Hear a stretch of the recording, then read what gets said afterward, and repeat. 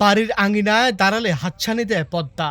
বিশাল জলরাশি ছুঁয়ে আসা বাতাস মুগ্ধ করে নদীর ওপার থেকে আসা যে কোনো পর্যটককে। নদীর পাড়ে সারি সারি বাঁধা জেলে নৌকা, পানির উপর আলতো করে ভেসে বেড়ানো গাংচিল। জেলের জাল টেনে তোলা দৃশ্য পাড়ে দাঁড়িয়ে দেখা যতটা মুগ্ধকর, ঠিক ততটাই উল্টো চরে বসবাসরত মানুষের জীবন। প্রখর রোদ, নদী ভাঙন আর আকস্মিক ঝড়ের সঙ্গে প্রতিদিনের লড়াই। প্রকৃতির রূপ এখানে যেমন সুন্দর, তেমনি যথেষ্ট নির্মম। মাদারীপুরের শিবচর উপজেলার পদ্মা বেষ্টিত চর জানাজাত ইউনিয়নের বেশিরভাগ অংশই ইতিমধ্যে নদীগর্ভে বিলীন হয়েছে। অবশিষ্ট চরাঞ্চলে এখন 10 থেকে 15,000 মানুষের বসবাস। অসংখ্যবার ভাঙনের শিকার হয়েও তারা এই চর ছেড়ে যেতে চান না। নদীর সঙ্গে তাদের সম্পর্ক যেন জীবনেরই অংশ। বৈশাখ চৈত্র মাসে প্রখর রোদে চর এলাকা প্রায় মরুভূমির মতো হয়ে ওঠে। নেই বিদ্যুৎ, নেই সহজ যোগাযোগ ব্যবস্থা। এখানকার অধিকাংশ মানুষ নিম্ন আয়ের। পদ্মায় মাছ ধরা, কৃষি শ্রম আর পশুপালনই তাদের জীবিকার প্রধান উৎস। চরজানাজাত ইউনিয়নের 9 নম্বর ওয়ার্ডের সামেদ খার কান্দি গ্রামে প্রায় 200 পরিবারের বসবাস।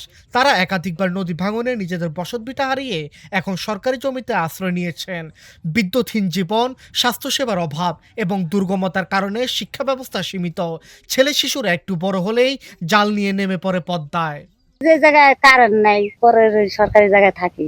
স্কুল অনেক দূরে, পার দিয়ে পড়ালেখা করে। ডাক্তার দেখাইলে একটু দূরে যাওয়া লাগে। আমরা 27-28 বছর ধরে এই জায়গায় আমরা বসবাস করি। এখানে রোডের দরকার, চলাচলের দরকার, ব্রিজ দরকার। রোডের ব্যবস্থা না থাকার কারণে অনেক কষ্ট হয়। মানুষ মারাও যেতে পারে নিতে নিতে। তখন 5 মিনিট 10 মিনিট সময় লাগে না যে এখান থেকে যেতে, প্রায় 2 ঘন্টা সময় লাগে। এখানে কোনো শিক্ষা প্রতিষ্ঠান নাই, পোলাপান লেখাপড়া করতে পারে না। মানুষ পোলাপান কই দেবো, এই জন্য এখানে থাকে না, সব চলে যেতে আছে। চারপাশে শুধু বালু। এখন বালু দিয়ে রাস্তা করলে দেখা যাচ্ছে যে টানা 1 বছর ভারী বৃষ্টিপাত হলে দেখা যাচ্ছে রাস্তা সরে যাচ্ছে। এই কারণে করাটাও একটু রিস্কি। তবে আমরা যে জায়গাগুলো অ্যাড্রেস করা দরকার আমরা সবগুলো তালিকা করে আমরা ইনশাল্লাহ চরের মানুষের যে তাদের যে কিছু তাদের জন্য কাজ করার যে বিষয়গুলো আছে সেগুলো আমরা অগ্রাধিকার ভিত্তিতে করার চেষ্টা করছি। প্রকৃতির নির্মমতার সাথে প্রতিনিয়ত লড়াই করেও থেমে নেই চরের মানুষ। ভাঙন, দুর্যোগ আর অনিশ্চয়তার মধ্যেও তারা খুঁজে পায় বেঁচে থাকার নতুন পথ। সংগ্রামী তাদের শক্তি, আর আশায় তাদের টিকে থাকার একমাত্র ভরসা।